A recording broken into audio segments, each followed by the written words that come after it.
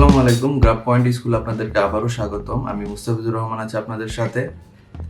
তো আপনারা জানেন যে আমরা অ্যাডোবি ইলাস্ট্রেটর কোর্স করতেছি। তো আজকে আমাদের 14 নাম্বার ক্লাস। গত 13টা ক্লাসে আমরা প্রায় অনেকগুলো জিনিস শিখেছি, সেইগুলো আপনারা প্র্যাকটিস করতেছেন। আমি আশা করি আপনারা যারা কিছু না বুঝতেছেন তারা আমাদের গ্রুপে পোস্ট করেন অথবা এই চ্যানেলের লিঙ্কে কমেন্ট করেন, আমরা আপনাদের প্রশ্নের উত্তর দেবো অবশ্যই। আপনারা যারা আরও ভালোভাবে গ্রাফিক্স শিখতে চান তারা আমার এই চ্যানেলটাকে সাবস্ক্রাইব করে রাখেন। পরবর্তীতে আমরা অনেক ধরনের ভিডিও এখানে দিব, সেই সকল ভিডিও কিন্তু আপনারা এই চ্যানেলের মাধ্যমে আপনারা পেয়ে যাবেন। তো কথা না বেড়ে চলুন ক্লাসটা শুরু করি।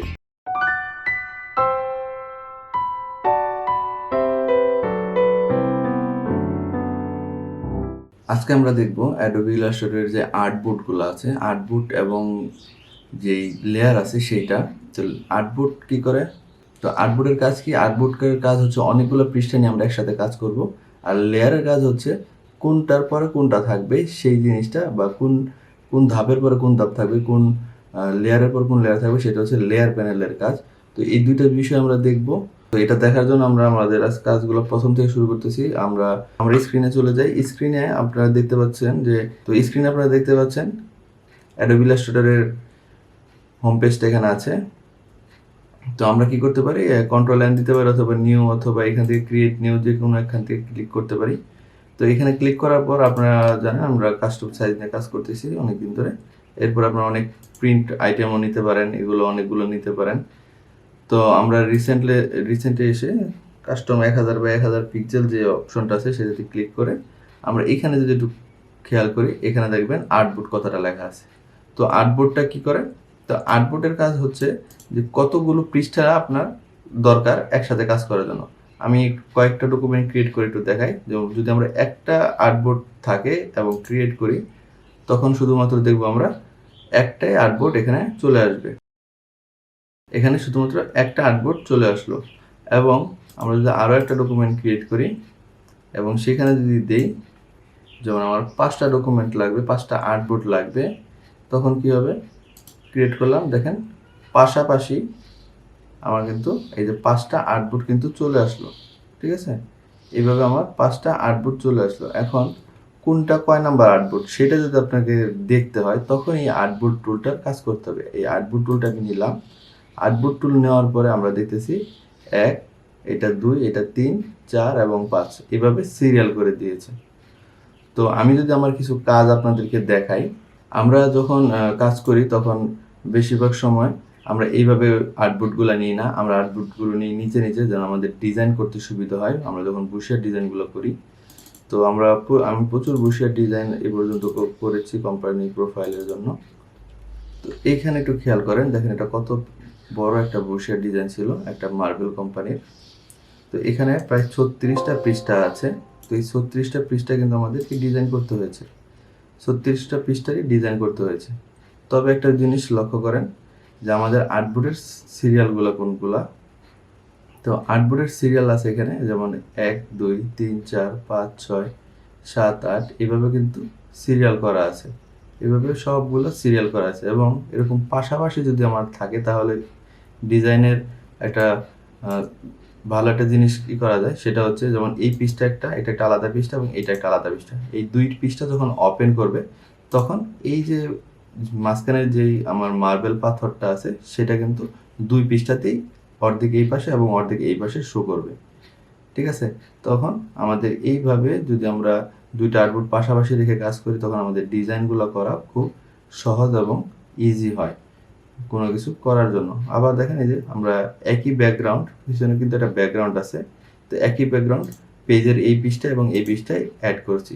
তো যদি আমাদের পাশাপাশি যদি না থাকে আর্টবোর্ডগুলো, তখন কিন্তু আমরা এইভাবে আনতে পারবো না, কারণ এইটা এবং এইটা ওপেন করলে দুইটা একসাথে দেখা যাবে। কিন্তু দুইটা যদি আলাদা আলাদা পৃষ্ঠায় নিয়ে যে আমি বসাতে চাই, তখন মাঝখানের এই গ্যাপটা আমরা মিলাতে খুব কষ্ট হয়ে যাবে, অথবা মিলবেও না সঠিকভাবে। এর জন্য আর্টবোর্ডের যে সিকোয়েন্স সেটা আমাদের কিভাবে নেব সেটা মেনটেন করতে হবে। তো এই ধরনের আর্টবোর্ডের সিকোয়েন্স আমি কীভাবে নিয়েছি যদি আমি এখান থেকে একটু দেখাই, এটা ডিলিট করে দিই। তো এখানে আমরা 5টা আর্টবোর্ড নিয়েছিলাম, 5টা আর্টবোর্ডের সিরিয়াল আসছে এরকম পাশাপাশি 1, 2, 3, 4, 5 এভাবে আসছে। তো তো আমরা এইভাবে নিব না, আমরা দেখেন এই হচ্ছে আমাদের আর্টবোর্ড টুল এবং এখানে আছে একটা আর্টবোর্ড প্যানেল। আমি একটু বের করতেছি, এই যে এটা হচ্ছে আর্টবোর্ড প্যানেল। আপনারা যদি এখানে না পান, কোথা থেকে পাবেন? উইন্ডোজ থেকে এই যে আর্টবোর্ডে আসলে এখান থেকে আপনারা কিন্তু পেয়ে যাবেন। তো এখন কি করতেছি দেখেন, এখানে আর্টবোর্ড 1 2 3 4 5 এখানেও কিন্তু তাই লেখা আছে, ঠিক আছে। তো আপনারা যখন যেই আর্টবোর্ডটা যদি ডিলিট করতে হয়, আপনারা চাইলে এখানে এসে অথবা আর্টবোর্ড প্যানেল ওপেন করে এখানে ক্লিক করবেন, করে ঠিক আছে, করার পর যদি আপনারা এখানে ডিলিট ক্লিক করেন, সেটা কিন্তু 1 নম্বর আর্টবোর্ডটা কিন্তু ডিলিট হয়ে গেছে। এই যে এখানে যেটা ছিল সেটা কিন্তু ডিলিট হয়ে গেছে। এইভাবে আপনারা চাইলে ডিলিট করতে পারেন। এখন দেখেন 1 নম্বর আর্টবোর্ড ডিলিট হয়ে গেছে, কিন্তু লেখা আছে 01 আর্টবোর্ড 2। আপনি যে আর্টবোর্ড 2টা নিয়েছিলেন সেটা এখন আবার 1 নম্বরে এসে পড়েছে। তার মানে সিকোয়েন্স বা সিরিয়াল একটা এখানে বিষয় আছে। আপনারা যখন কাজ করবেন তখন দেখা গেছে এই যে এইভাবে ধরে এনে চাইলে বসায় দিতে পারেন। এখন ধরেন আপনারা শুধুমাত্র একটা আর্টবোর্ড নিয়েছেন প্রথমে 1 পৃষ্ঠার জন্য, এটা হচ্ছে একটা আর্টবোর্ডের। এখন আপনার পরবর্তীতে অনেকগুলো পৃষ্ঠা লাগবে। এই মুকআপটা একটু খেয়াল করেন, এই মুকআপটা কি দেখাচ্ছে? এটা হচ্ছে আমাদের ফন্ট পেজ। আপনারা যদি দেখাই, এটা হচ্ছে আমাদের ফন্ট পেজ। এখানে আমরা যখন একটা বুশিয়ার বা একটা বই যখন আমরা ওপেন করি, মলাটের যে উপরে যে মলাট থাকে, অথবা আমরা বলতে পারি বুক কাভার যেটা থাকে, সেটা কিন্তু এই উপরের এই অংশ, এবং সবার পিছনে যে অংশটা থাকে সেটা কিন্তু এই অংশ। তো একটা বুশিয়ার যখন আমরা ক্রিয়েট করতে যাব, কভার পেজের জন্য নাম্বার 1 পৃষ্ঠাটা রাখবো, বইয়ের যে সবার শেষের পৃষ্ঠাটা তার জন্য রাখবো সবার শেষের আর্টবোর্ডটা। তো এটা থাকবে সবার প্রথম আর্টবোর্ডটা, এবং এটা থাকবে সবার শেষের যে আর্টবোর্ড সেটা। তো এখন আপনাকে বলা হলো যে আপনাদের 6 পৃষ্ঠার একটা বুশিয়ার ডিজাইন করতে হবে। 6 পৃষ্ঠার করতে হলে কিভাবে করবো? আমরা এটাতে আমরা 1 পৃষ্ঠা রাখলাম, পেজ 1, এখানে বসবে হলো আমার কাভার, এবং এইখানে এসে আমরা রাখবো হচ্ছে পেজ 1। এটা কিন্তু পেজ 1, ব্যাকগ্রাউন্ড না, পেজ 1। এবং এটাকে বলবো আমরা পেজ 2, এটাকে বলবো পেজ 3। দেখেন আমি কি করতেছি, অল্টার চাপ দিয়ে ধরে এনে কিন্তু এখানে ছেড়ে দিচ্ছি এবং একটা করে কপি হয়ে যাচ্ছে। অল্টার চাপ দিয়ে ধরে এনে রাখতেছি এবং কপি হয়ে যাচ্ছে। তো আমার কি হলো, 1 2 3 4 5, 5টা পৃষ্ঠা হয়ে গেল। এখন আমার হলো ব্যাক কাভার, উপরেরটা হচ্ছে ফ্রন্ট কাভার, পরেরটা হচ্ছে ব্যাক কাভার। এখন কি করতেছি দেখেন, এখান থেকে আবার একটা ব্যাক কাভার নিয়ে এখানে রাখতেছি, আরেকটা আর্টবোর্ড নিলাম কপি করে এখানে রাখলাম। তাহলে এই সিরিয়ালটা কত হয়ে গেল? 6। তাহলে দেখেন 1 2 3 4 5, এবং সবার শেষেরটা প্রথমটার সাথে লেগে আছে, এবং এটার নাম হচ্ছে 6 নাম্বার আর্টবোর্ড। এইভাবেই আপনাদের একটা বুশিয়ার ডিজাইন, যে একটা বুশিয়ার ডিজাইনের জন্য যে পেজগুলা বা লেআউটটা নিতে হয় সেটা এইভাবে নিতে হবে। তাহলে আপনারা যখন পিডিএফ সেভ করবেন, এটা সুবিধা হচ্ছে, আমি একটু দেখাই। আমি এখানে একটু টেক্সট বসিয়ে দিচ্ছি দ্রুত।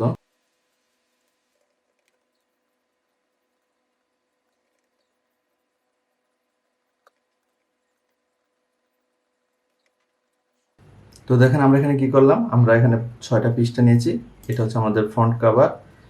আমরা যদি আর্টবোর্ড টুলটা সিলেক্ট করি তাহলে এই সিরিয়ালটা দেখতে পাবো। তো আর্টবোর্ড টুল সিলেক্ট করার পরে দেখতেছি এটা হচ্ছে আমাদের ফ্রন্ট কাভার, এটা হচ্ছে পেজ 1, পেজ 2, পেজ 3, পেজ 4, এবং এটা হচ্ছে ব্যাক কাভার।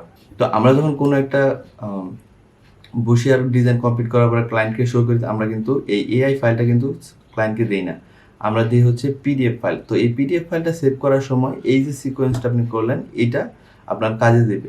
তার মানে প্রথম ফ্রন্ট কভার থাকবে, তারপর পেজ 1, পেজ 2, পেজ 3, পেজ 4, এবং সবার শেষ পৃষ্ঠায় আসবে ব্যাক কভার। আমরা যদি এই ডিজাইনটাকেই বা এই ডকুমেন্টটাকে যদি পিডিএফ আকারে সেভ করি, তাহলে কীভাবে করবো, ফাইল থেকে সেভ এস থেকে অন ইউর কম্পিউটার।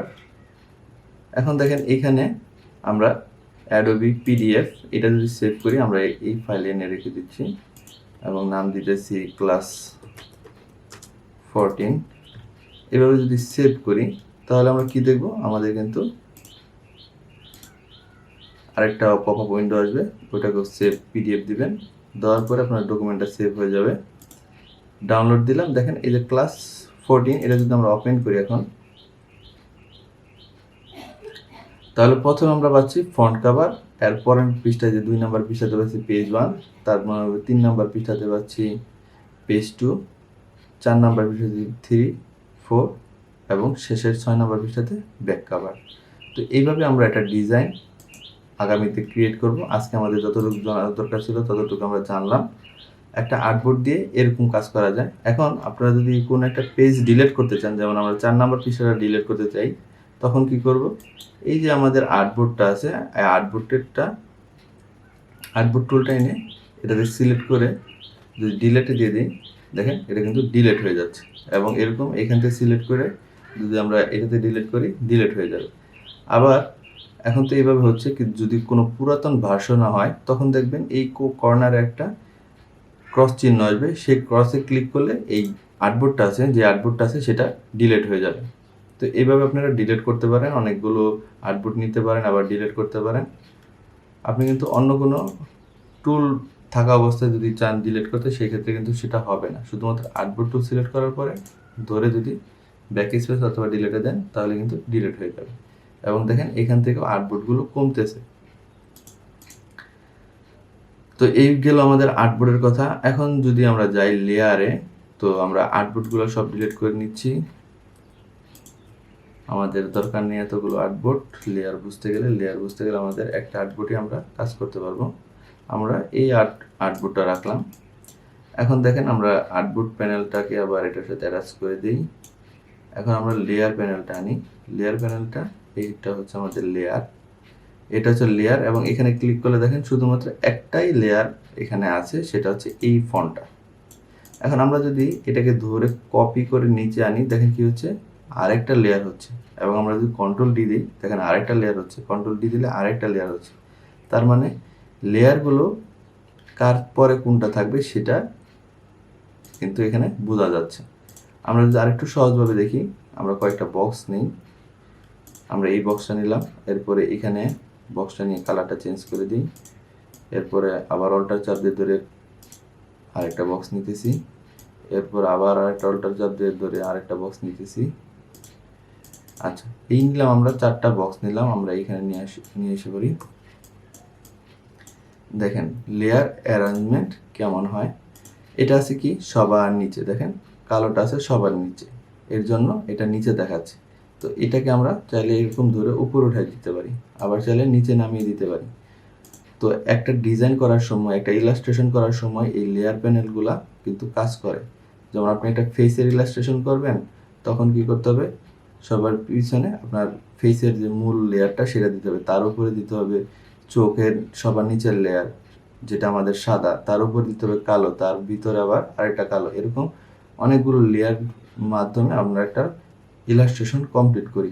তো এই ইলাস্ট্রেশন কমপ্লিট করার জন্য এই লেয়ার প্যানেলটার অ্যারেঞ্জমেন্টটা অনেক সময় দরকার হয়। আপনারা চাইলে এই লেয়ার প্যানেলটা বুঝতে পারেন। লেয়ার প্যানেলটা খুব সহজ, কোনটার পরে কোনটা থাকবে সেটা হচ্ছে মূল জিনিস। যখন আমরা গ্রুপ করব, সেটাও একটা লেয়ারে চলে আসবে। এই যে একটা গ্রুপ লেয়ার আসলো, এই গ্রুপ লেয়ার থেকে গ্রুপ লেয়ার যদি আরেকটা কপি করি, তাহলে 2টা গ্রুপ লেয়ার আসলো। এখন কোনটা উপরে থাকবে কোনটা নিচে থাকবে সেটা ডিপেন্ড করে আপনার এই লেয়ারের পজিশনের উপরে।